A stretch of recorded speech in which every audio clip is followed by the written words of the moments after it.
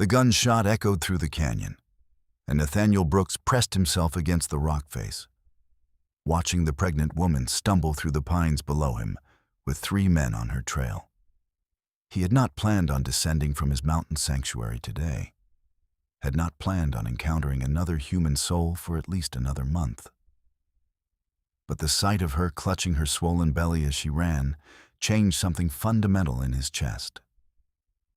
It was June of 1876, and Nathaniel had been living alone in the Colorado Rockies for nearly 4 years, ever since the fever took his wife and infant daughter in the same brutal week. He had built his cabin at 10,000 feet, where the air was thin and the winters were merciless, where he could trap and hunt and exist without the complications of civilization. His hair hung past his shoulders now, dark brown streaked with premature gray at 32, and his beard was thick enough to protect his face from the worst of the mountain winds. His body had become something else entirely up here, all muscle and sinew from hauling timber and wrestling elk carcasses and surviving in a place that killed weaker men without apology. He moved down the slope with practiced silence, his rifle ready. The woman had stopped behind a fallen log, her breathing ragged and desperate. She could not have been more than 25, with honey-colored hair that had come loose from its pins and a traveling dress torn at the hem. Her belly was prominent, perhaps 7 or 8 months along, and her face was pale with exhaustion and fear. The 3 men crashed through the underbrush with all the subtlety of drunk bears. Nathaniel recognized their type immediately. The kind of opportunistic predators that haunted the trails between Denver and the mining camps, preying on anyone they deemed vulnerable. "Come on out, lady," one of them called, his voice carrying a false friendliness that made Nathaniel's jaw clench. "We just want to talk business with you. That's a nice ring you got, and we figure you got more where that came from." Nathaniel stepped out from behind a pine, his rifle level. "You boys lost?" All 3 spun toward him, hands moving toward their weapons. They saw a mountain of a man, 6'4" and broad as an ox across the shoulders, with eyes that had gone cold as January ice. "This is not your concern, friend," the leader said, a thin man with a scar bisecting his left eyebrow. "The lady's got something that belongs to us." "That so?" Nathaniel's voice was quiet, which somehow made it more dangerous. "Lady, these men friends of yours?" "No," she gasped from behind the log. "They killed my husband 5 miles back. They have been chasing me since dawn." The scarred man's hand moved fast, but Nathaniel was faster. His rifle cracked once, and the man's hat flew off his head, the bullet passing close enough to part his hair. "Next one goes lower. You want to test me?" The 3 men looked at each other, calculating odds. They saw one man, even if he was built like a grizzly. But something in Nathaniel's stillness, in the absolute certainty of his stance, made them reconsider. Mountain men had a reputation, and this one looked like he had been carved from the granite itself. "We will remember this," the scarred man said, backing away. "I am counting on it," Nathaniel replied. "Means you will remember what happens to men who threaten women in my mountains."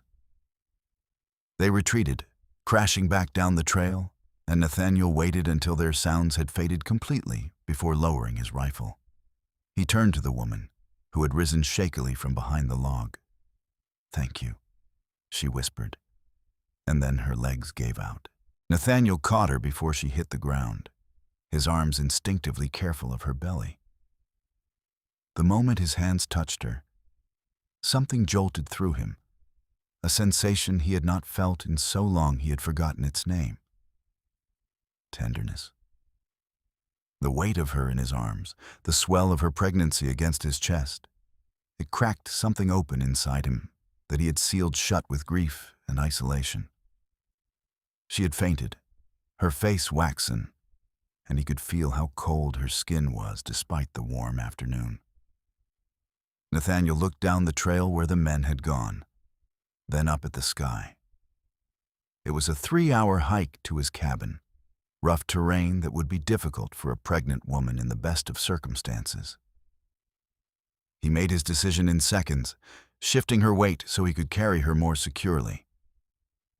"I have got you," he said quietly, even though she could not hear him.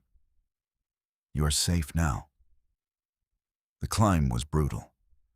Nathaniel was strong, had hauled bigger loads up steeper slopes. But this was different. Every step required him to be conscious of her, of the child she carried, of how fragile both their lives were. He stopped every half hour to check her pulse, to adjust his grip, to make sure he was not jostling her too roughly. His arms ached, his back burned, but he kept moving. She woke once during the journey, her eyes fluttering open in confusion. "We're taking you somewhere safe," Nathaniel said. "Do not try to move. Just rest." "My baby," she whispered, her hand moving to her belly. "Still there. I can feel movement." It was true. He had felt the child shifting against his ribs as he walked, small flutters that had made his throat close up with remembered pain. "What is your name?" "Sarah. Sarah Vance." Her eyes struggled to focus on his face. "Who are you?" "Nathaniel Brooks. You are safe now, Sarah. I promise you that." She studied him for a long moment, this massive stranger with gentle hands, and something in her expression shifted from fear to trust. Then her eyes closed again, and she was gone back into unconsciousness. The cabin appeared as the sun began to set, a solid structure of timber and stone that Nathaniel had built with his own hands. It was larger than most mountain cabins. 2 rooms with a stone fireplace and real glass windows that he had hauled up piece by piece from Fairplay. He kicked the door open and carried Sarah to his bed, the only bed, laying her down carefully on furs that still smelled of pine and wood smoke. He built up the fire first, then went to work checking her over with the methodical care he had learned from necessity. Her pulse was steadier now, her breathing more regular. There was a gash on her arm that needed cleaning, bruises on her wrists that made his anger flare hot and dangerous. But she was alive, and as far as he could tell, unharmed beyond exhaustion and shock. Nathaniel heated water and cleaned her wounds, his big hands surprisingly deft. He had not touched another person in 4 years, had almost forgotten what skin felt like that was not his own. Her arm was slender in his palm, pale and soft, and he found himself being absurdly careful, as if she might break from too firm a touch. She woke fully as he was bandaging the cut, her eyes snapping open and taking in the cabin, the fire, the giant man kneeling beside the bed. "Easy," Nathaniel said, sitting back to give her space. "You fainted on the trail. I brought you to my cabin. You are about 2 hours from where those men were chasing you, up in the high country. They will not find you here." Sarah pushed herself up slowly, wincing. Her hand went immediately to her belly, and relief flooded her face when she felt movement there. "The baby is okay?" "Seems to be. I felt it moving during the hike up, but I am no doctor." "How long was I unconscious?" "Few hours. It is near sunset now." Nathaniel stood, suddenly aware of how he must look, how he must smell after months alone on the mountain. "You said those men killed your husband. What happened?" Sarah's face crumpled, grief washing over her features. "We were traveling from Denver to Leadville. My husband, Thomas, he had secured a position as an assayer in the mines there. We camped last night near the trail, and this morning those 3 men came into our camp. They seemed friendly at first, asked if we had seen any game. Then they saw my rings, my wedding band, and the sapphire my grandmother gave me. Her hand touched her left hand, where only a faint indentation remained. Thomas told them we had no money to spare, that we were starting fresh in Leadville. They shot him, just like that. He was reaching for his coat, and they shot him. How did you get away? I ran.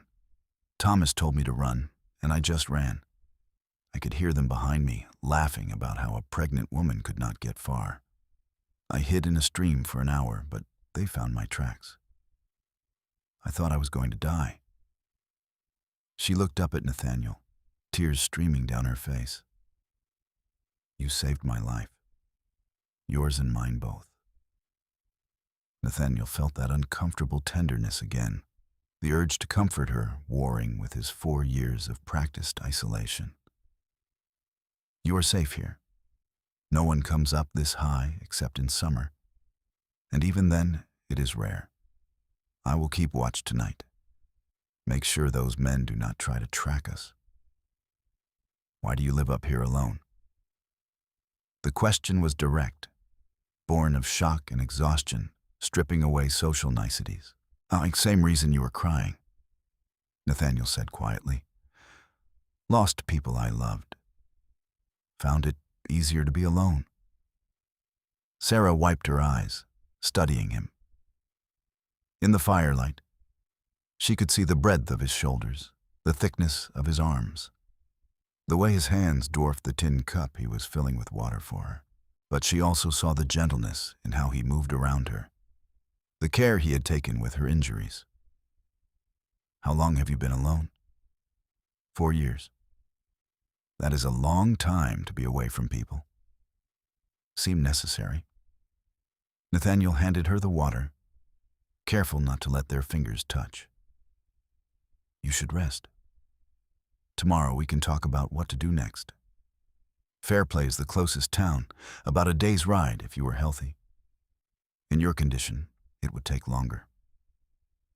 I cannot go back to the trail. Those men, I will not let them near you, Nathaniel said, and the absolute certainty in his voice made her believe him. But you need proper care, a doctor to check on the baby. And you need to report what happened to Thomas. There is no one in Leadville waiting for me now. Thomas and I, we were starting over. No family, no friends there. Sarah's hand moved in slow circles over her belly, an unconscious gesture of protection. I do not know what I'm going to do. Nathaniel had no answer for that. He busied himself making a simple stew from dried elk meat and potatoes, aware of her watching him move around the cabin. It felt strange having someone else in this space. Stranger still that it was a woman, and strangest of all that she was pregnant. Every time he glanced at her belly, he felt the ghost of his daughter in his arms, the weight he had held for 3 precious days before the fever took her. They ate in silence, Sarah sitting on the edge of the bed, while Nathaniel took the chair near the fire. The stew was plain, but hot, and she ate like someone who had not had a real meal in days. This is good, she said. Thank you. It is just food. It is kindness. That is more than I have had in a while. Sarah set down her bowl, her eyes heavy. Thomas was a good man, but he was practical to a fault. He did not really want the baby. Said it was bad timing, that we should wait until we were more settled. But I wanted this child so badly.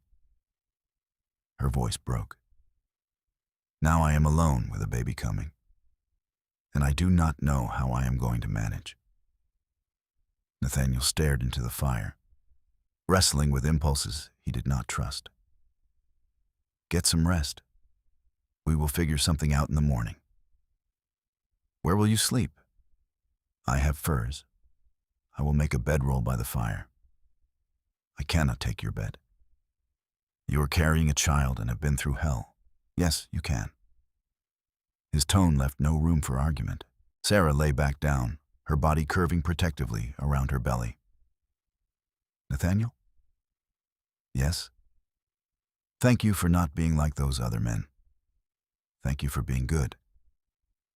He did not know how to respond to that, so he simply nodded and turned his attention to building up the fire. Behind him, he heard her breathing slow and deepen as sleep took her. Only then did he let himself look at her again. This stranger who had stumbled into his carefully constructed isolation and cracked it wide open with her mere presence. The night was long. Nathaniel dozed lightly, his rifle across his lap, listening to the sounds of the mountain and the softer sounds of Sarah sleeping. Twice he got up to check that the door was barred, that his traps and warnings around the cabin perimeter had not been disturbed. He was taking no chances. Toward dawn, Sarah cried out in her sleep, a sound of such raw grief that Nathaniel was on his feet before he was fully conscious. He stood over the bed, uncertain, as she thrashed in the furs. "Thomas," she sobbed, still asleep. "Thomas, no, please." Without thinking, Nathaniel reached out and touched her shoulder. "Sarah, Sarah, wake up. You are safe." Her eyes opened, wild and disoriented. For a moment she did not seem to know where she was, and then recognition flooded her face. "I was dreaming. I was back there, watching them shoot him, and I could not move, could not do anything. It was a dream. You are here. You are safe." Sarah grabbed his hand without thinking, holding it like an anchor. "I am sorry. I should not fall apart like this. You lost your husband yesterday. You are allowed to fall apart." Nathaniel's voice was rough with disuse and emotion. Her hand was small in his, her grip surprisingly strong. "Will you sit with me for a minute, just until I calm down?" He should not. He should maintain distance, should remember that she was a woman in trouble who would leave as soon as she was able. But Nathaniel found himself sitting on the edge of the bed, his hand still caught in hers. "Tell me about your family," Sarah said quietly. "The ones you lost." "Why?" "Because I need to know I am not the only one who has lost everything. And because you look like you have not talked about them in a very long time." Nathaniel was silent for so long, she thought he would not answer. Then, slowly, the words came. "Her name was Margaret. We met in Denver, got married in the spring of 1871. She was beautiful and smart and kinder than I deserved. We were happy. We had a daughter in 1872 in February. Named her Emma, after my mother. She had Margaret's eyes, blue as summer sky. What happened? Scarlet fever came through Denver that winter. Margaret caught it first, then Emma. I sat with them for a week, watching them burn up with fever. Margaret died first. Emma lasted 3 more days. She was 6 months old." His voice was flat, but Sarah could hear the ocean of grief beneath it. "I buried them on a hill outside Denver, sold everything we owned, and came up here. Figured if I was alone, I could not lose anyone else." "I am sorry," Sarah whispered. "I am so sorry, Nathaniel. It was a long time ago. Pain like that does not care about time." She squeezed his hand. "But isolating yourself from the world is not living. It is just existing. Existing was all I could handle. And now? Now there's a pregnant widow in my bed, and 3 murderers somewhere on my mountain. And I do not have the luxury of existing anymore." He looked at her, really looked at her, and Sarah felt the intensity of his gaze like a physical thing. "Now I have to figure out how to get you somewhere safe. What if I do not want to leave?" The question hung in the air between them. Nathaniel pulled his hand away gently. "You do not know what you are saying. You are in shock, grieving. You need civilization, a doctor, other women to help when the baby comes. I need to not be murdered by those men. I need somewhere safe. And right now, nowhere feels safer than here." Sarah sat up, her hands folded over her belly. I know this is sudden. I know I am a stranger. But Thomas left me a little money. Not much, but enough. What if I paid you to let me stay until the baby comes? Just a few months. Then I can figure out what to do next. I do not want your money. Then what do you want? Nathaniel stood, pacing to the window. Dawn was breaking over the peaks, painting the snow-covered summits in shades of rose and gold. I want you to understand what you are asking. This cabin is 10,000 feet up. The winters here will kill you if you are not prepared. The nearest town is a full day away on a good horse. If something goes wrong with the birth, there will be no doctor, no midwife, just me. And I have no idea what I am doing. Did you have experience hunting before you came up here? No. Trapping, building, surviving alone in the wilderness? No. But you learned because you had to. You can learn this too. Sarah swung her legs off the bed, standing with effort. I will not be a burden. I can cook, clean, help with whatever needs doing. And when the baby comes, we will manage. People have been having babies in difficult circumstances since the beginning of time. This is insane. This is survival.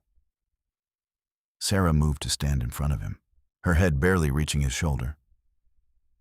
Those men killed my husband for a few pieces of jewelry. Do you think they will stop looking for me? Do you think I will be safe in fair play, where they can find me? I need to disappear for a while, at least until after the baby is born. And you need... She stopped, studying his face. You need to remember how to be human again. That is not fair. It is true. Her voice was gentle but firm. You are barely living up here, Nathaniel. You are punishing yourself for something that was not your fault. Fever took your family, not you. And you have been dying slowly ever since, just in a different way. Nathaniel felt anger flare, then fade just as quickly. She was not wrong. He had been existing in a kind of limbo, neither alive nor dead, just enduring. Even if I agreed, and I am not saying I do, what happens after? You cannot stay here forever. Winter would kill you and the baby both. Then I stay until autumn, until the baby is old enough to travel safely. By then, maybe those men will have moved on. Maybe I can go to Leadville as planned, use Thomas's name to get help from his employer. Sarah reached out and touched his arm, her hand light against the thick muscle there. Please, Nathaniel, I have nowhere else to go, and I think maybe you need this as much as I do. He looked down at her hand on his arm, at her upturned face, at the swell of her belly between them. Something in him was cracking, the careful walls he had built crumbling under the weight of her need and his own loneliness. 1 month, he heard himself say. You stay 1 month while you recover strength. Then we revisit this conversation with clear heads. Relief flooded Sarah's face. Thank you. Thank you so much. Do not thank me yet. You might hate it here after a week. But even as he said it, Nathaniel knew it was a lie. The cabin already felt different with her in it. Warmer somehow, more alive. And when he had carried her up the mountain, when he had felt the baby moving against his chest, something frozen inside him had begun to thaw. The first week passed in a strange domestic rhythm that neither of them had expected. Nathaniel showed Sarah the layout of the cabin, the root cellar where he stored food, the stream 100 yards down the slope where he got water. He taught her his signals, the ways he marked the trails around the cabin to know if anyone had been near. She was a quick study, observant and smart, and she moved through the space with an efficiency that surprised him. Sarah, for her part, threw herself into making herself useful. She organized his chaotic stores of food, mended clothes that had needed mending for months, and cooked meals that were substantially better than Nathaniel's functional stews. She talked while she worked, filling the cabin with words after years of silence, and Nathaniel found himself listening more than he spoke. Learning about her life in Philadelphia before she met Thomas, about the books she loved, about her dreams for her child. "I want to teach the baby to read early," she said one evening, stirring a pot of beans while Nathaniel cleaned his rifle at the table. "My mother taught me when I was 4, and it opened up the whole world. I want that for my child." "That is a fine goal." "What would you have taught Emma if she had lived?" The question should have hurt, but somehow it did not. "Everything," Nathaniel said quietly.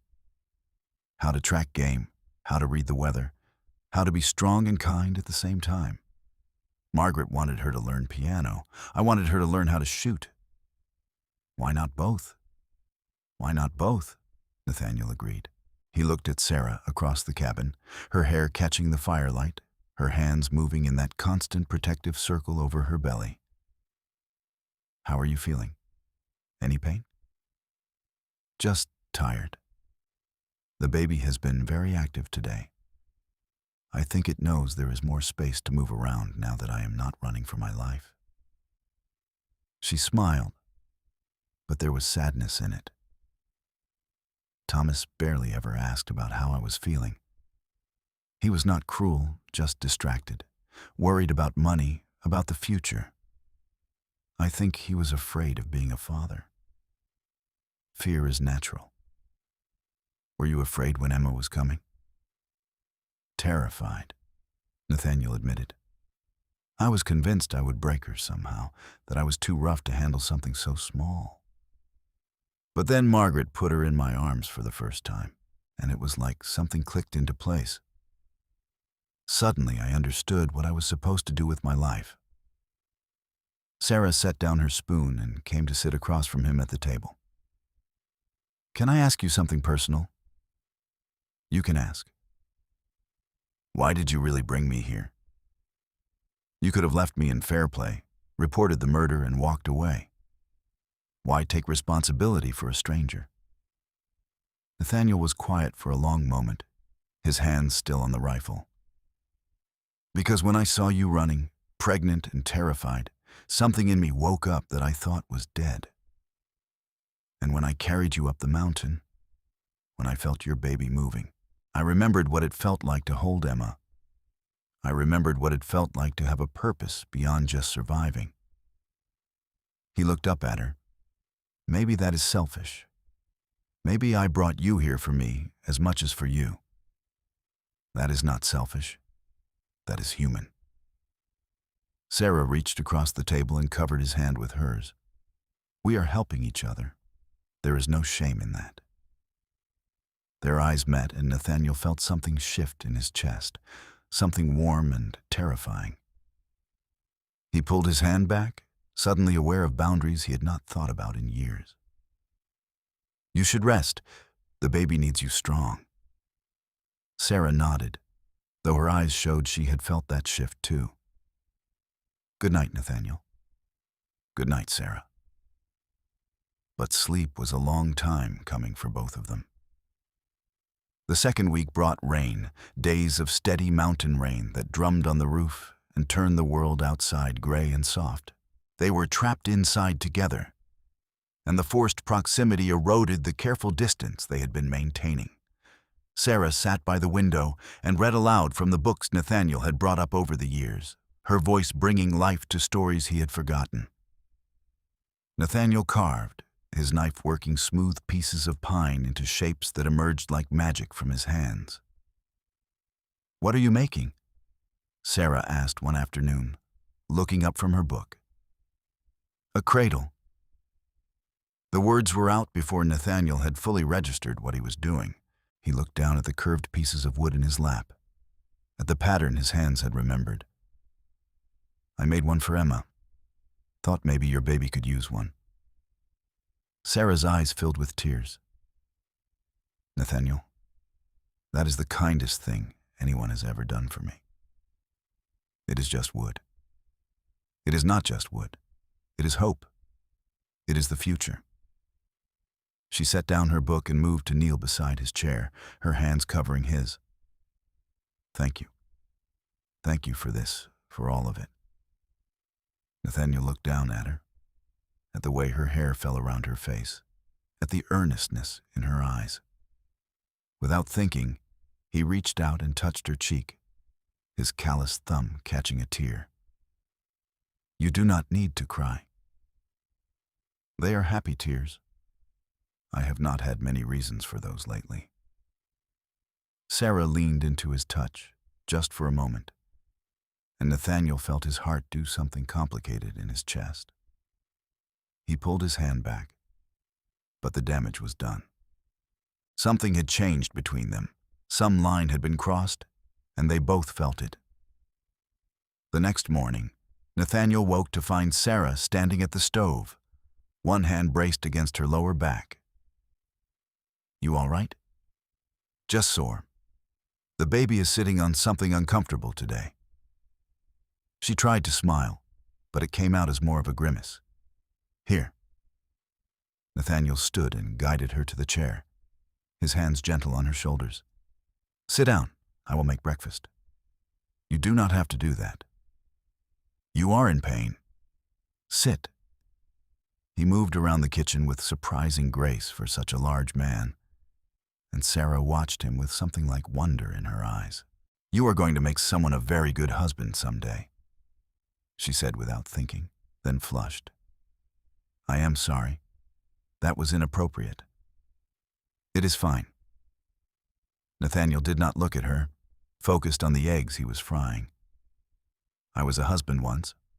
Not sure I would be again. Because of Margaret? Because loving people hurts too much when you lose them. He plated the eggs and brought them to the table. It is safer to be alone. Safer is not the same as better. Sarah ate slowly, watching him. Do you ever think about leaving the mountain? Going back to civilization? No. Never? What would be the point? Everything I cared about is gone. Not everything. Sarah's voice was soft but firm. You are still here. That counts for something. Nathaniel did not answer, but her words stayed with him for the rest of the day. The third week brought a change in Sarah. Her belly seemed to expand overnight, her movements becoming slower and more careful. Nathaniel found himself hyper-aware of her, watching to make sure she did not overextend herself, helping her up from chairs, making sure she ate enough. It felt natural in a way that scared him, this slide back into caring about another person. One evening, as they sat by the fire after dinner, Sarah made a small sound of surprise. Here, give me your hand. What? The baby is kicking. I want you to feel it. She took his hand before he could protest and placed it on the side of her belly. Nathaniel froze, his palm flat against the fabric of her dress. For a moment there was nothing, and then he felt it, a distinct push against his hand. The baby was moving, alive and strong, and the sensation hit him like a physical blow. That is, his voice cracked. That is amazing. Sarah kept her hand over his, holding it in place. The baby likes you. Gets more active when you are near. I have noticed it all week. How can you tell? I can tell. She looked up at him, her face inches from his in the firelight. Nathaniel, can I tell you something? All right. I think I am starting to fall in love with you. The words hung in the air between them, heavy and terrifying and wonderful all at once. Nathaniel should pull away, should remind her that she was grieving, that this was not real. But his hand was still on her belly, still feeling her child move, and his heart was doing things he had thought it could no longer do. Sarah, you do not mean that. You are grateful and lonely, and I mean it. Her hand tightened over his. I know it is too soon, I know Thomas has only been gone 3 weeks. But being here with you, watching you carve a cradle for my baby, feeling your hand on my belly, it feels right in a way nothing has felt right in a very long time. You make me feel safe. You make me feel seen. I am not a good bet, Nathaniel said roughly. I am a hermit who has been alone so long I barely remember how to talk to people. I live on a mountain where winter will kill you if you make one mistake. I have nothing to offer you. You have yourself? That is enough. Sarah reached up with her free hand and touched his face, her fingers tracing the line of his jaw through his beard. I am not asking you to love me back. I am just telling you the truth. You deserve to know. Nathaniel closed his eyes, his hand still pressed to her belly. He could feel his walls crumbling, the careful isolation he had built dissolving under her touch. I do not know if I can do this. I do not know if I can love someone again and risk losing them. You are already doing it, Sarah whispered. You have been doing it since you carried me up that mountain. You are just afraid to admit it. He opened his eyes and looked at her, really looked at her. Sarah Vance, widow and mother-to-be, who had walked into his life by accident and changed everything. She was beautiful in the firelight, her eyes soft with emotion, her belly round with life. And Nathaniel realized with sudden, absolute certainty that she was right. He was already in love with her, had been since the moment he caught her in his arms. God help me, he said quietly, and then he kissed her. It was gentle, tentative, the kiss of a man who had forgotten how to touch another person with tenderness. Sarah made a soft sound against his mouth and kissed him back, her hand sliding up to curl in his hair. They stayed like that for a long moment, the baby moving between them, the fire crackling beside them, the mountain silent and eternal around them.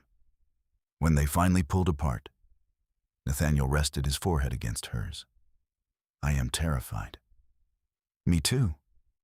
What are we doing? Something crazy and wonderful and absolutely necessary. Sarah smiled, her eyes bright with tears. We are choosing to live instead of just survive. Nathaniel wrapped his arms around her, careful of her belly, and held her close. For the first time in 4 years, he felt something like peace. The 4th week brought a new understanding between them. They did not discuss the kiss or what it meant, but something had fundamentally shifted. Nathaniel was more openly affectionate, his hand finding hers as they sat by the fire, his arms wrapping around her from behind as she cooked, his lips pressing soft kisses to her temple when he thought she was not paying attention. Sarah bloomed under his care, her smiles coming easier, her laughter filling the cabin more often. But the specter of Thomas hung between them sometimes, an uncomfortable reminder of how recently she had been widowed. Sarah felt guilty for her happiness, for how completely she had fallen for Nathaniel. One morning, she woke to find tears on her cheeks, dreaming of the moment Thomas had died. Nathaniel pulled her close without a word, letting her cry against his chest. Talk to me. I feel like I am betraying him. Sarah sobbed. He has been dead less than a month, and I am already in another man's arms. What kind of person does that make me? It makes you human. It makes you a survivor. Nathaniel stroked her hair, his voice rumbling through his chest. Thomas would want you to be happy. Would he not? Would he want you to spend the rest of your life grieving him? I do not know. We were married 3 years, but I am not sure I really knew him. He was always so focused on the next thing, the next opportunity. I do not think he ever fully saw me. She pulled back to look at Nathaniel. You see me. Really see me. and that is terrifying and wonderful at the same time. I see you because I cannot help but see you. You are all I think about. Nathaniel cupped her face in his hands. But if this is too fast, if you need time, I will wait. I have lived alone for 4 years. I can be patient. I do not want you to wait. I want this, want you, want the life we could build together. Sarah covered his hands with hers. But I need to know you want this too. Not just because you are lonely or because I am here. I need to know this is real for you. It is real, Nathaniel said fiercely. I did not think I could feel this way again.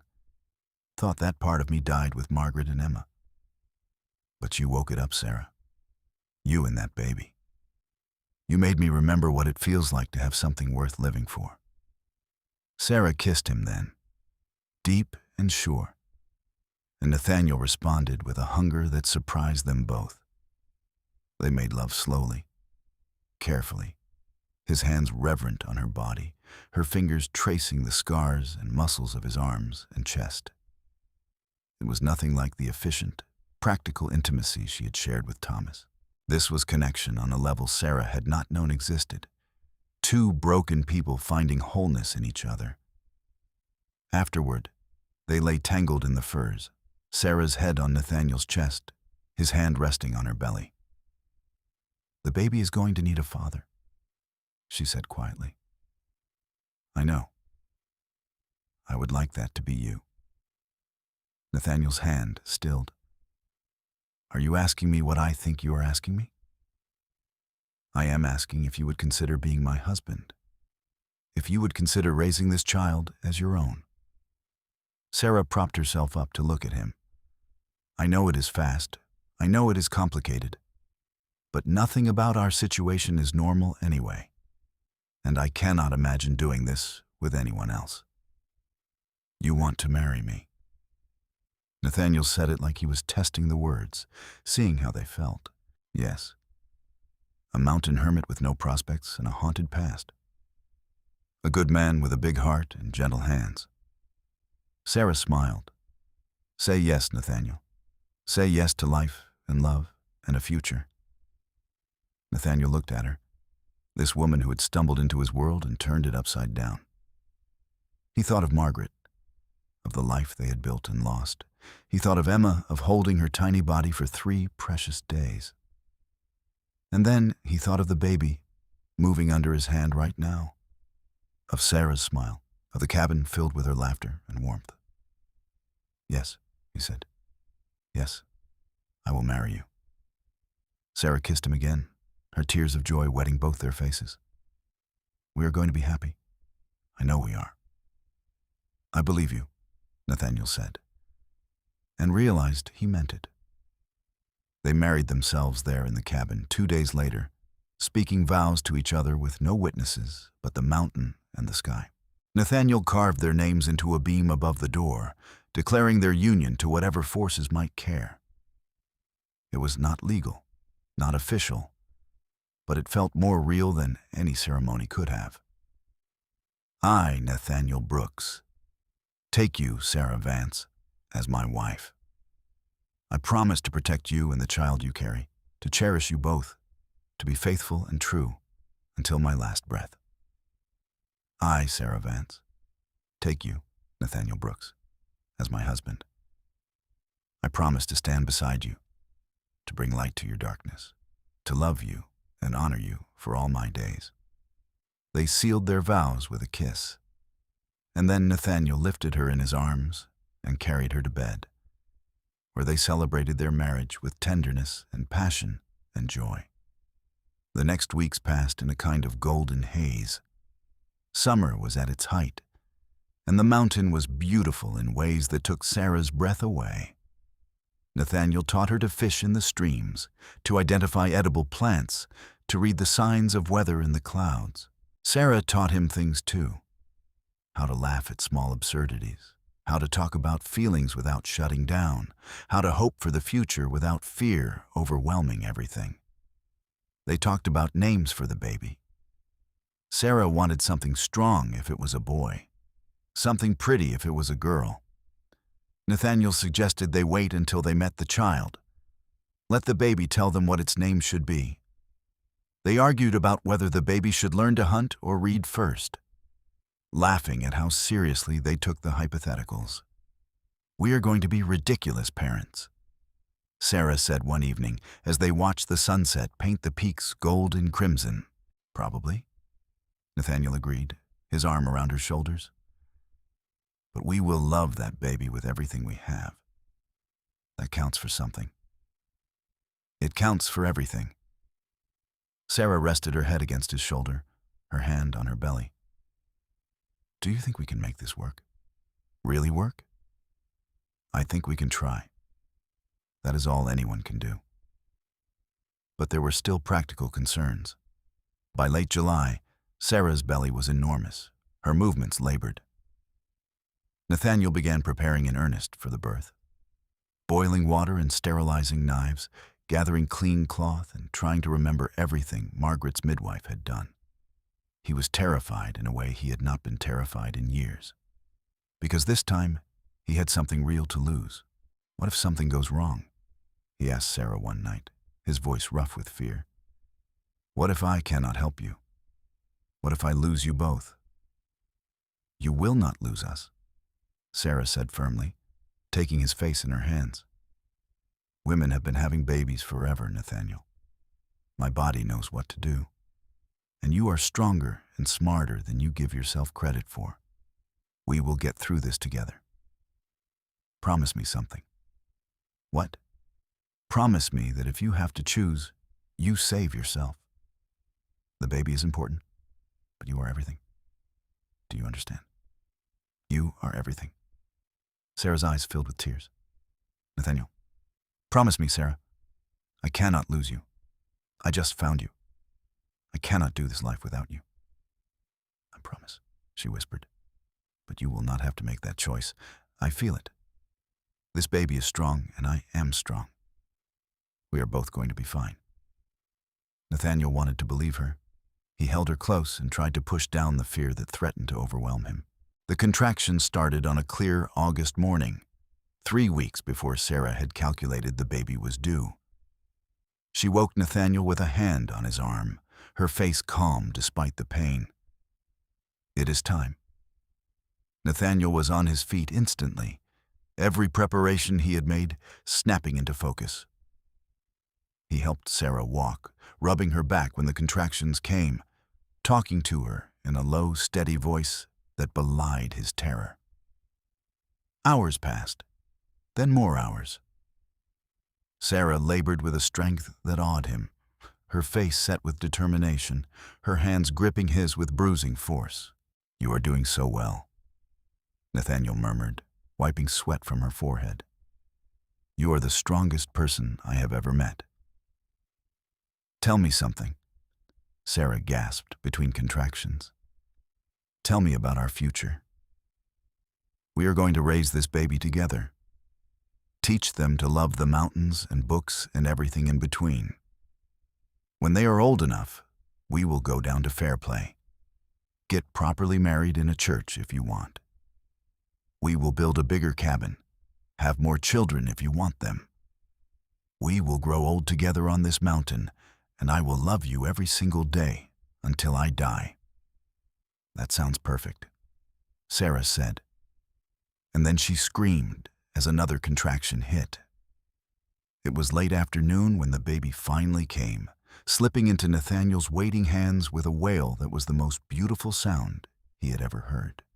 He looked down at the tiny, wrinkled, perfect child and felt his heart crack wide open. "It is a boy," he said, his voice breaking. "Sarah, we have a son."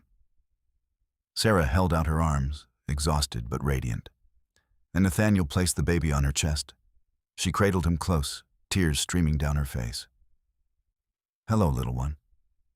"Hello, my darling boy." Nathaniel cut the cord with shaking hands, then covered them both with blankets and simply stared. He had not held a baby in 4 years, had not allowed himself to even think about children. And now, Here was this perfect little person, his son in every way that mattered. And the weight of love he felt was almost too much to bear. "What should we name him?" Sarah asked softly, stroking the baby's dark hair. Nathaniel thought for a long moment. "What about Daniel? It means God is my judge. Seems fitting for a mountain baby." "Daniel Brooks." Sarah tested the name. "It is perfect. Hello, Daniel. Welcome to your family." The baby made a small sound, his tiny fist closing around Sarah's finger, and Nathaniel felt something slot into place inside him. This was his family now. This woman and this child. They were his to protect and cherish and love. The grief he had carried for 4 years did not disappear, but it shifted, making room for this new joy. He climbed onto the bed beside Sarah and wrapped his arms around them both, his family, and let himself feel the fullness of what that meant. The weeks after Daniel's birth were a blur of exhaustion and wonder. Nathaniel discovered muscles he had not known existed ached from constantly holding the baby, from pacing the cabin at all hours, from learning to change diapers and swaddle and soothe. But he did it all with a kind of fierce devotion that made Sarah fall even deeper in love with him. She watched him one night, sitting by the fire with Daniel cradled against his bare chest, the baby's ear pressed to his heartbeat. Nathaniel was humming something low and tuneless, his big hand covering most of Daniel's back. And the tenderness of the scene made Sarah's throat tight. "You are a natural," she said softly. Nathaniel looked up, his eyes soft in the firelight. "I was so afraid I would not remember how to do this. But holding him, it all comes back." "Do you think about Emma when you hold him?" "Sometimes. But it does not hurt the way I thought it would. It is more like she is here somehow, watching over him." Nathaniel looked down at Daniel's sleeping face. "I think she would have liked having a brother." Sarah moved to sit beside him, resting her head on his shoulder. "Tell me about her. I want to know everything." So Nathaniel really talked about Emma for the first time since her death. He told Sarah about her blue eyes and wispy blonde hair, about how she had just started to smile before the fever took her. He talked about Margaret too, about the life they had built and the dreams they had shared. And Sarah listened, holding his free hand, giving him the gift of bearing witness to his grief. "Thank you for trusting me with that," she said when he finished. "Thank you for asking." Nathaniel kissed her temple. "I have been running from those memories for so long. It feels good to stop running."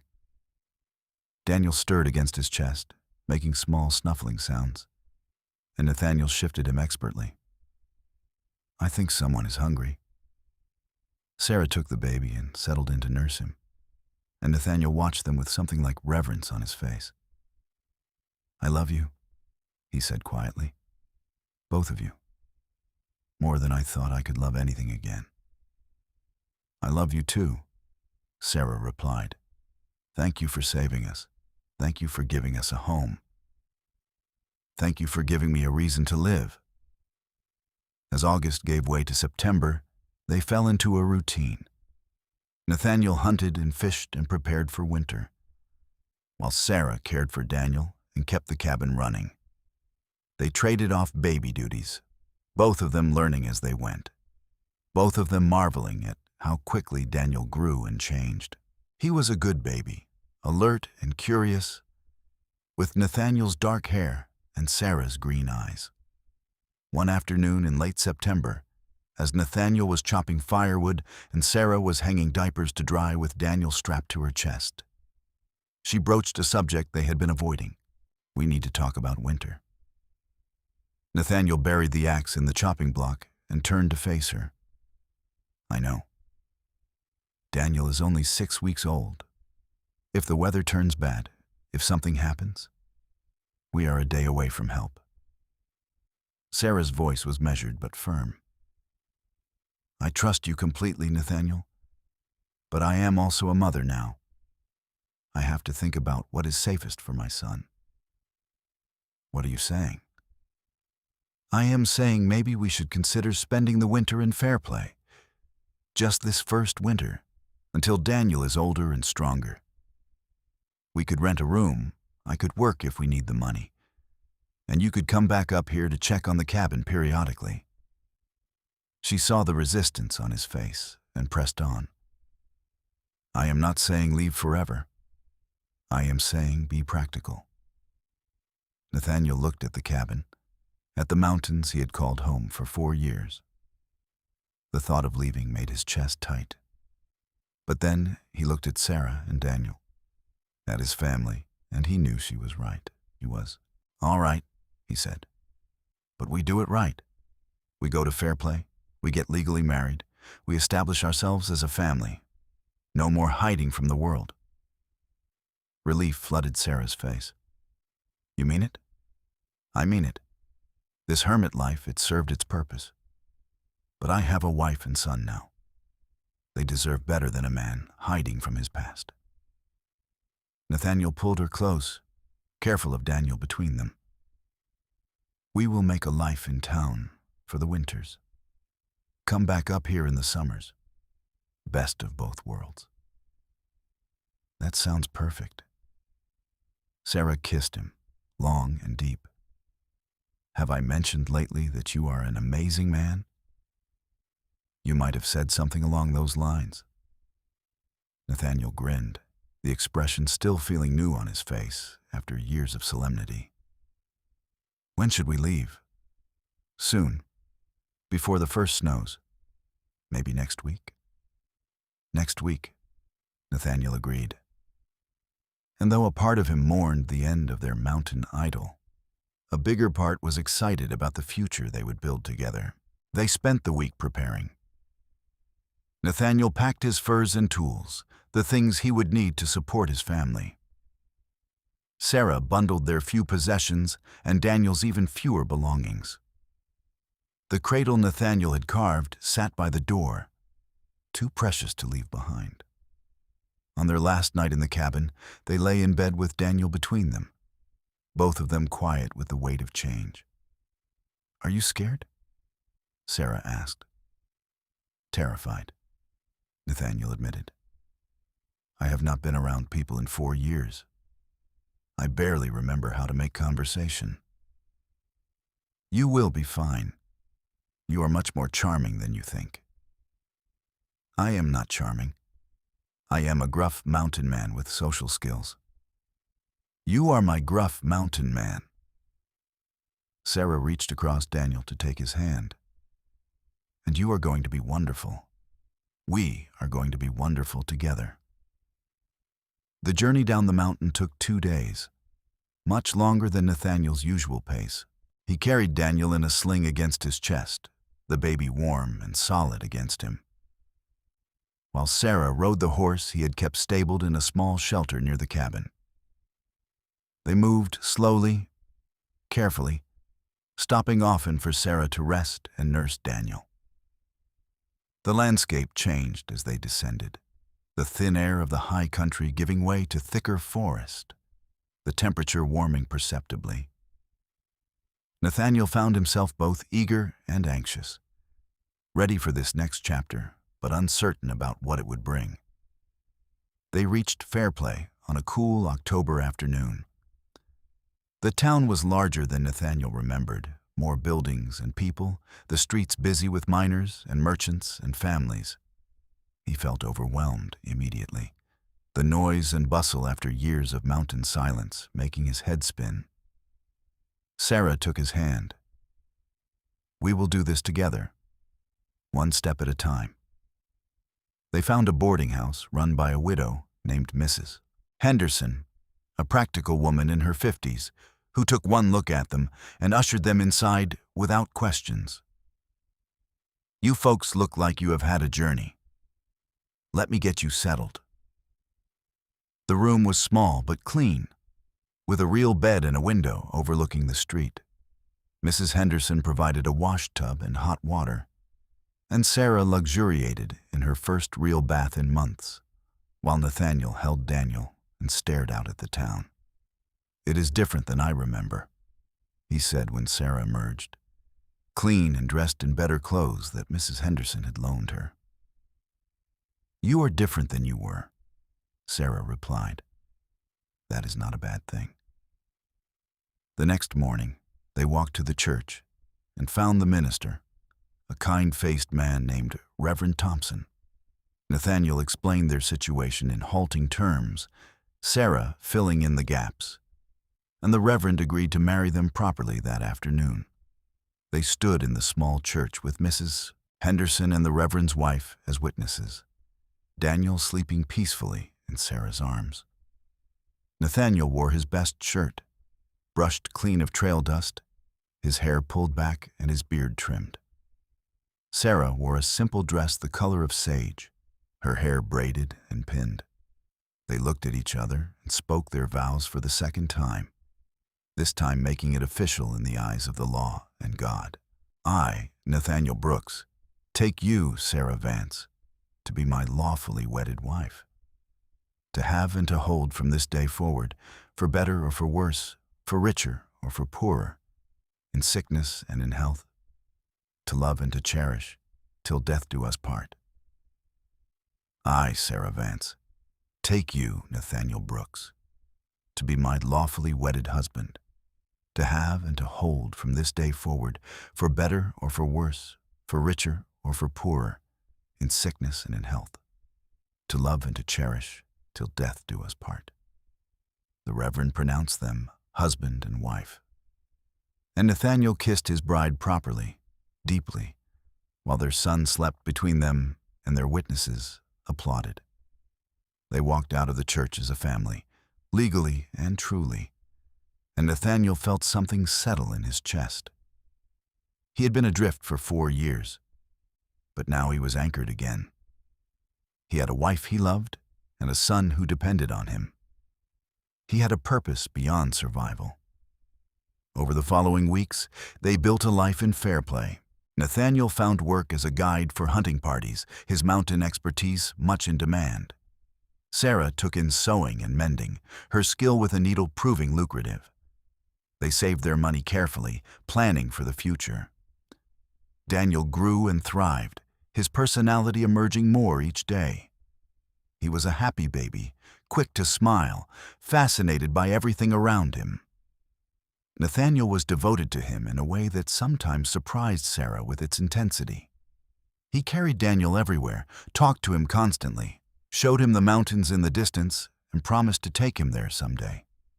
"You are going to spoil him," Sarah teased one evening as Nathaniel rocked Daniel to sleep for the 3rd time. "He is my son. I am allowed to spoil him." Nathaniel looked down at the baby, his expression soft. "I missed so much with Emma. Every moment she was alive, I was working, trying to provide. I barely held her before she was gone. I will not make that mistake again." Sarah came to stand beside him, wrapping her arms around his waist. "You are a wonderful father. Emma would be proud of the man you have become." "I hope so." Nathaniel kissed the top of Daniel's head. "I hope she knows I did not forget her, that she made me the father I am now." Winter came to Fairplay with snow and cold, but inside their small room, the Brooks family was warm. They celebrated Daniel's first Christmas together, Nathaniel carving a small wooden horse as a gift. Sarah made new clothes for all of them, practical and warm. They attended church on Sundays, slowly integrating into the community, making friends with other young families. Mrs. Henderson became a kind of grandmother figure to Daniel, often watching him so Sarah and Nathaniel could have an evening to themselves. On those nights, they would walk through the snowy streets hand in hand, marveling at how much their lives had changed in such a short time. "Are you happy?" Nathaniel asked one such night, his arm around Sarah as they watched the stars. "Happier than I have ever been," Sarah replied honestly. "Even with Thomas, even before everything fell apart, I do not think I was this content. This feels right, Nathaniel. We feel right. We do, he agreed. I was terrified of coming down off that mountain, of being around people again. But with you beside me, it is not so scary. Nothing is scary when I have you. Sweet talker, Sarah teased, but her eyes were bright with tears. I mean it. You saved me, Sarah. In every way a person can be saved. We saved each other, she corrected. That is what love does. It makes us better than we were alone. They kissed under the stars, and Nathaniel thought about how far he had come from that hollow, grieving man who had fled into the mountains 4 years ago. He thought about Sarah running for her life, pregnant and terrified, and how their paths had crossed at exactly the right moment. He thought about Daniel, sleeping peacefully back at the boarding house, and the future they were building together. Spring came early to the mountains in 1877. By April, the snow was melting, and the passes were clear, and Nathaniel felt the pull of his cabin in his bones. Sarah saw the restlessness in him and brought it up one evening. You want to go back up, do not you? Is that all right? Nathaniel looked almost guilty. I know we have a good life here, but the mountain is in your blood. I understand. Sarah smiled.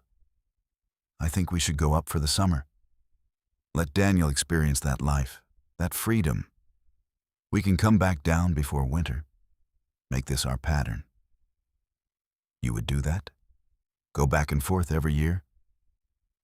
I would do anything to see that look on your face, the one you get when you talk about the high country. Sarah took his hand. Besides, I fell in love with you in that cabin. I think it would be good to spend time there as a family. Remember where we started? So in May, they packed their belongings and made the journey back up the mountain. It was slower with Daniel, now 9 months old and into everything. But they managed. The cabin was exactly as they had left it. Waiting patiently for their return, Sarah stood in the doorway and breathed in the pine-scented air. I forgot how beautiful it is up here. Wait until Daniel's old enough to really see it. I am going to teach him everything. Nathaniel came up behind her, Daniel on his hip, and wrapped his free arm around her waist. This is home. This will always be home. They spent the summer in blissful isolation, just the three of them and the mountains. Nathaniel taught Sarah more survival skills, showed Daniel the wonders of the forest, and worked on expanding the cabin into something larger and more permanent. Sarah kept the home running, her laughter ringing through the trees, her presence making everything brighter. In late July, Sarah came to Nathaniel with news that made his heart stop. I am pregnant again. He stared at her, processing. You are sure? Very sure. I would guess I am about 3 months along, which means another baby next February. Nathaniel picked her up and spun her carefully, his face split in a grin. Another baby. We are having another baby. Are you happy? Happy does not begin to cover it. He set her down gently, his hands going immediately to her still flat stomach. Daniel is going to be a big brother. That is amazing. I was worried you might think it was too soon. Too soon? Sarah, I want a house full of children with you. As many as you are willing to have. I want chaos and noise and love everywhere. Nathaniel pulled her close. I want the family I lost, but bigger and better. I want everything with you. Sarah kissed him deeply, her hands in his hair. Then that is what we will have. Everything. They returned to Fairplay in September, settling back into their room at Mrs. Henderson's.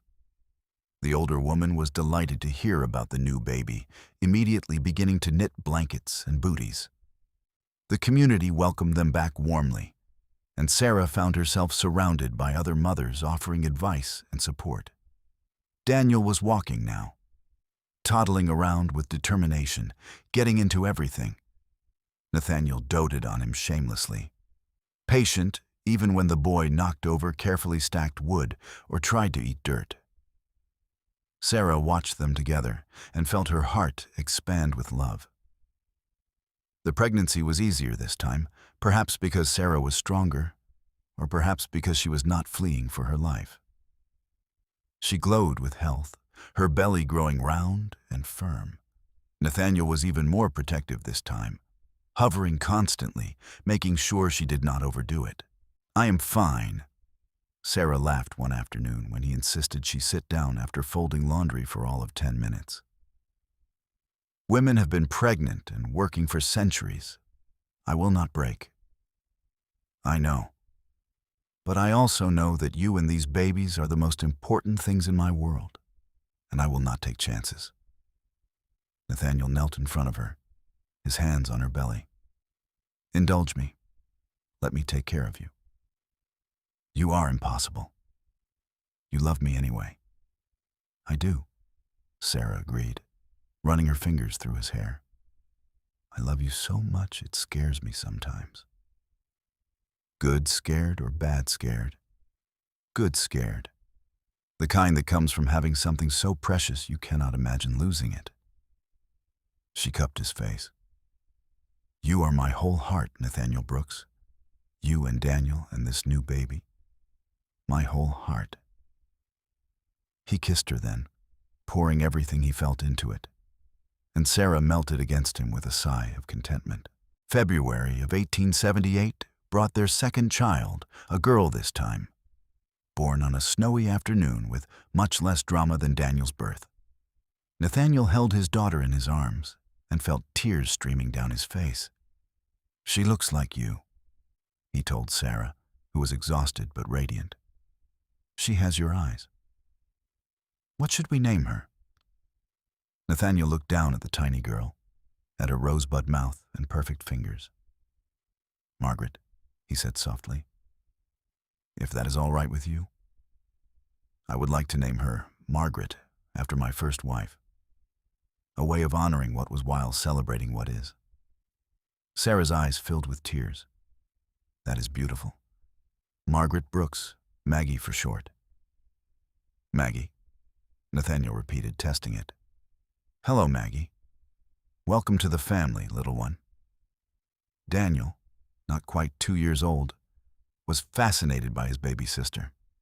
He insisted on sitting next to Sarah whenever she nursed, patting Maggie's head gently and babbling to her in his toddler language. Nathaniel watched his children together and felt a completeness he had never thought he would know again. They spent that spring and summer back on the mountain, their family of 4 settling into the rhythm of cabin life. Nathaniel built an addition to give them more space, his hands sure and confident as he worked. Sarah tended a small garden, teaching Daniel which plants were good to eat and which were not. Maggie grew from a tiny infant into a plump, happy baby who loved being carried in a sling against her father's chest while he worked. "This is perfect," Sarah said one evening as they sat on the porch and watched the sunset. Daniel was asleep inside, Maggie nursing contentedly. "I never imagined I could be this happy." "Neither did I." Nathaniel pulled her closer, his arm around her shoulders.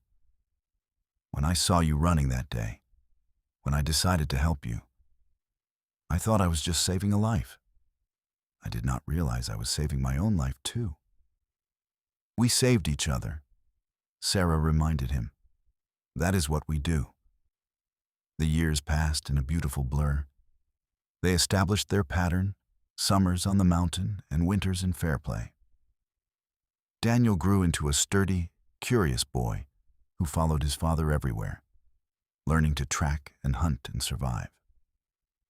Maggie was quieter, but no less bright, with a love of books and stories that reminded Nathaniel of Sarah.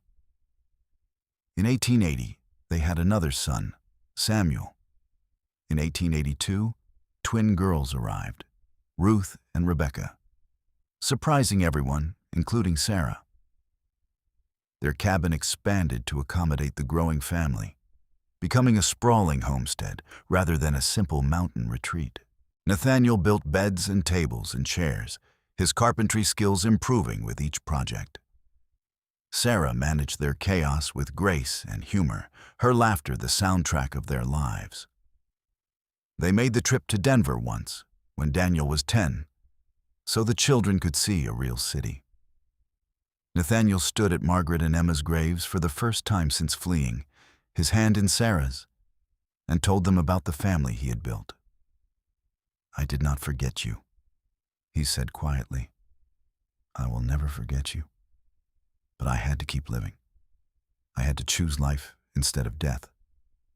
I hope you understand."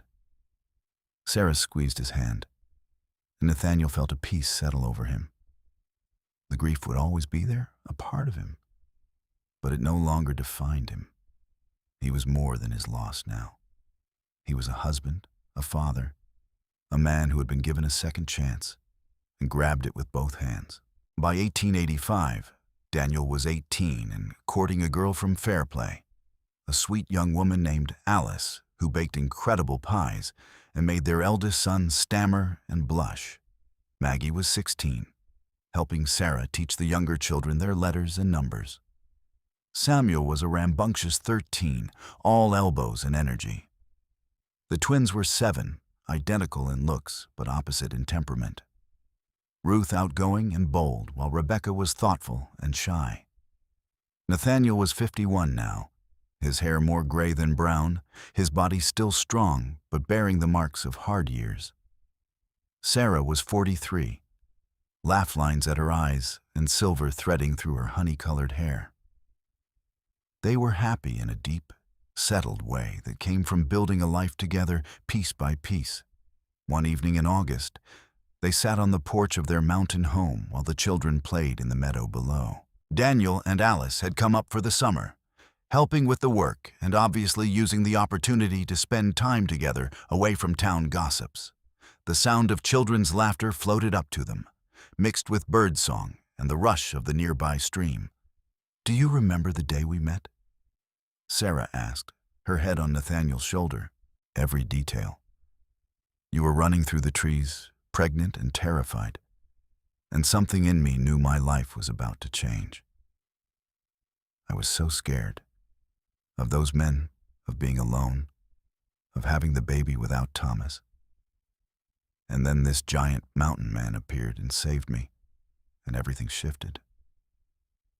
"I was terrified too," Nathaniel admitted. "I had not held a baby in years. The thought of your pregnant belly, of what it represented, it made me soft as clay in your hands. All my carefully built walls just crumbled." "I am glad they did." Sarah lifted her head to look at him. "I am glad you chose to help me that day. I am glad you chose to love me, to build this life with me. Every moment has been worth it. Even the hard parts, even when Ruth got lost that time, or when Samuel broke his arm, or when Rebecca had the fever. Especially the hard parts, because we got through them together." Sarah kissed him softly. "You are the love of my life." Nathaniel Brooks, my mountain man who turned out to have the softest heart of anyone I have ever known. "Only for you and these children," Nathaniel said gruffly, but his eyes were suspiciously bright. "Only for my family." They watched the sun set over the peaks, painting the sky in impossible colors. And Nathaniel thought about the path that had brought them here. He thought about loss and grief and the long years of isolation. He thought about a pregnant woman stumbling through the forest and the split-second decision to help her. He thought about love growing in unexpected places, about second chances and new beginnings. Down in the meadow, Daniel lifted Alice in his arms and spun her, both of them laughing. Maggie had Rebecca on her shoulders while Samuel and Ruth raced toward the stream. The sound of their joy echoed off the mountains, a testament to the life Sarah and Nathaniel had built. "I love you," Nathaniel said, pulling Sarah closer. Thank you for crashing into my life. Thank you for making me soft. Thank you for everything." "I love you too," Sarah replied. "Always and forever." They sat there as darkness fell. Two people who had found each other in the most unlikely of circumstances and built something beautiful from shared pain and hope. Their children's voices faded as they came back to the cabin, tired and happy, ready for dinner and stories and the comfort of home. Nathaniel Brooks had spent 4 years alone on his mountain, convinced he would never love again, never risk the pain of loss. But Sarah Vance had changed everything with her courage and her trust and her unwavering belief that life was worth living fully. She had taken a broken man and helped him become whole. And he had given her safety and love, and a family that would stand the test of time.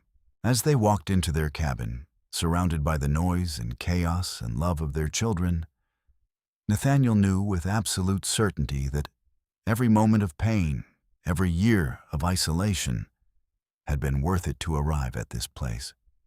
He was home, truly home, or in a way that had nothing to do with walls and everything to do with the people who filled those walls with light and laughter and love. Their story was not one of perfect happiness, because life is never perfect. There would be more challenges ahead, more losses and struggles and hard times. But they would face everything together, this mountain man and his brave wife, this family they had built from heartbreak and hope. And that, Nathaniel thought as he sat down to dinner with his family, was more than enough. It was everything. Years continued to pass in their mountain paradise and winter town life.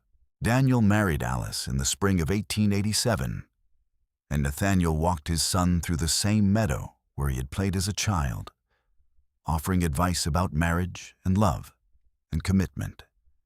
Sarah cried happy tears during the ceremony, remembering her own unconventional wedding to Nathaniel all those years ago. By 1890, Daniel and Alice had given them 2 grandchildren, and Nathaniel discovered that being a grandfather was somehow even more wonderful than being a father. He could spoil these little ones and then hand them back, enjoying all the joy with less of the worry. Sarah teased him mercilessly about how soft he had become, this man who had once been the most feared hermit in the Colorado Rockies. Maggie became a teacher in fair play, her love of learning infectious to the children she taught.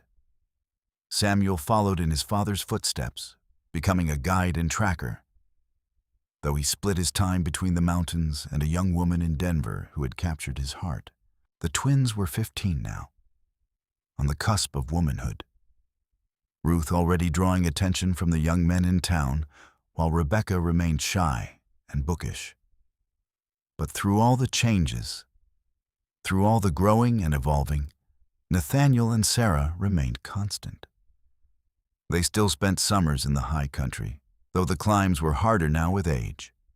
They still sat on their porch and watched sunsets, still talked for hours about everything and nothing. The passion between them had mellowed into something deeper, a love that was woven into every aspect of their lives. One summer evening in 1892, as they sat alone on the mountain, all the children grown or visiting friends, Sarah brought up something that had been on her mind. "Do you ever regret it? Any of it?" Nathaniel looked at her, genuinely puzzled. "Regret what?" "Taking me in that day. Giving up your solitude, having to deal with all the chaos of children and family." Sarah's voice was quiet, almost uncertain. "Sometimes I worry that I trapped you into a life you did not really want." Nathaniel turned to face her fully, taking both her hands in his. "Sarah Brooks, you listened to me. That day I saw you running through the forest. That was the day my real life began. Everything before was just existing. You did not trap me into anything. You freed me from a prison of my own making. But you had chosen that life, the isolation. I had chosen death over life, grief over joy. You showed me there was another way. You and that baby in your belly. You made me remember what it felt like to hope, to love, to live. Nathaniel cupped her face tenderly. I have never regretted a single moment. Not the chaos, not the worry, not the hard times. All of it, every bit of it, was worth it to have you beside me. Sarah's eyes filled with tears. I love you so much. Even after all these years, I fall in love with you more every day. Same here, Nathaniel said softly. You are my everything, Sarah. You always have been, from the moment I caught you in my arms on that trail. They kissed, slow and sweet. Two people who had loved each other through 20-plus years of life and were still discovering new depths to that love. In 1895, tragedy struck when Mrs. Henderson, who had become like a mother to them both, passed away peacefully in her sleep. They mourned her deeply, and Nathaniel spoke at her funeral about the kindness she had shown to a rough mountain man and his desperate wife when they had needed it most. But life continued, as it always does. There were more grandchildren, more weddings, more celebrations and sorrows. Nathaniel's body began to show its age more clearly, his joints aching in the cold, his strength not what it once was. But his heart remained strong, beating steadily for the woman who had saved him and the family they had built together. In the summer of 1898, they made what would be their last trip to the high country cabin. Nathaniel was 64 now, Sarah 56, and the climb was simply too hard. They stood on the porch of the home they had built together and looked out at the mountains they had loved.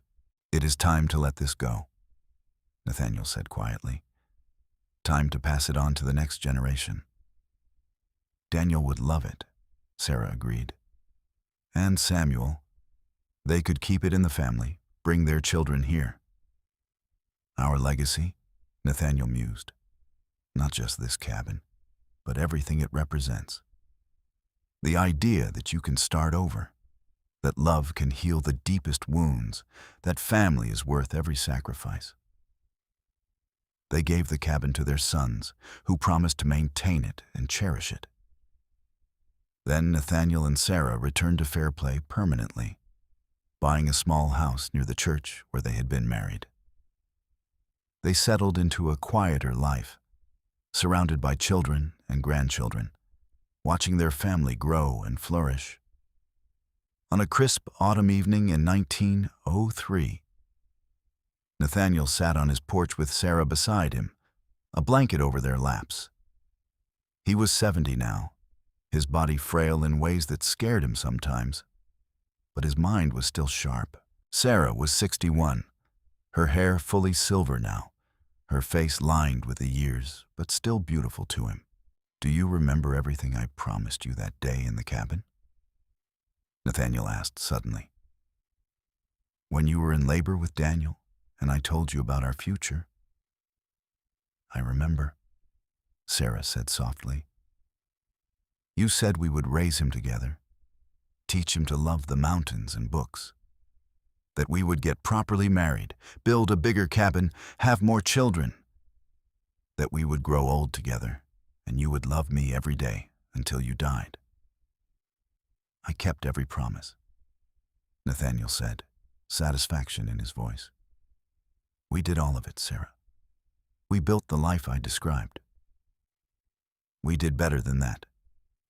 We built something neither of us could have imagined that day. Sarah took his hand, their fingers interlacing with the ease of long practice. We built a family full of love and laughter. We built a legacy that will last long after we are gone.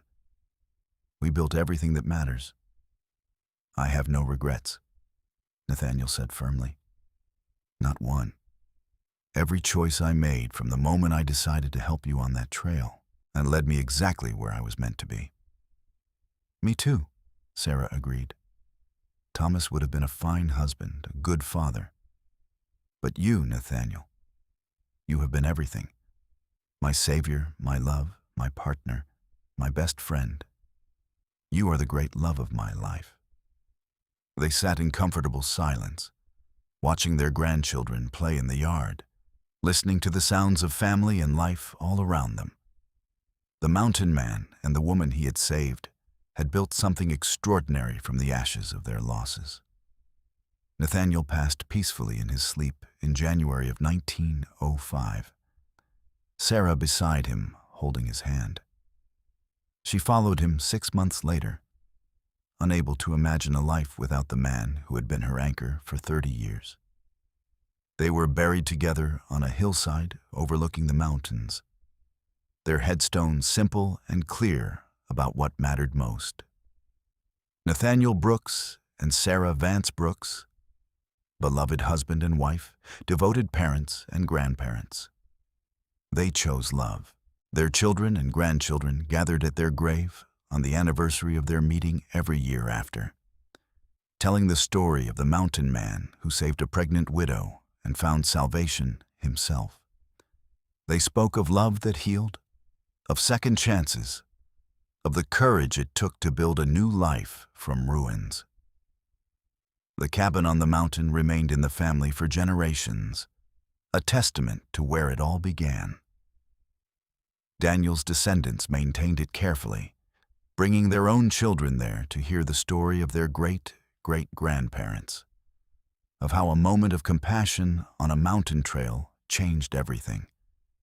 And on summer evenings, when the light hit the peaks just right, when the wind whispered through the pines around that old cabin, it was easy to imagine two souls still there, sitting on the porch and watching the sunset together. The mountain man who had thought he would never love again, and the pregnant widow who had shown him that love was always worth the risk. Two broken people who had chosen to heal together, building something beautiful and lasting from pain and hope and unwavering commitment. Their story became legend in those mountains, passed down through the years as an example of what love could do, what it could build, what it could overcome. And though the details might blur with time, the essential truth remained crystal clear. Sometimes salvation comes when you least expect it, in the form of a person who needs saving just as much as you do. Sometimes the greatest act of courage is choosing to love again after loss. And sometimes, if you are very lucky, the mountains send you exactly the person you need, exactly when you need them most. Nathaniel Brooks had not held a baby in years when Sarah stumbled into his life, her pregnant belly a reminder of everything he had lost. But she made him soft as clay in her hands, shaped him back into the man he was meant to be. And together, they built a love story that would echo through the generations. It was a story of second chances and new beginnings, of grief transformed into joy, of two souls finding home in each other. It was, quite simply, a story of love conquering all. And that, in the end, is all that really matters.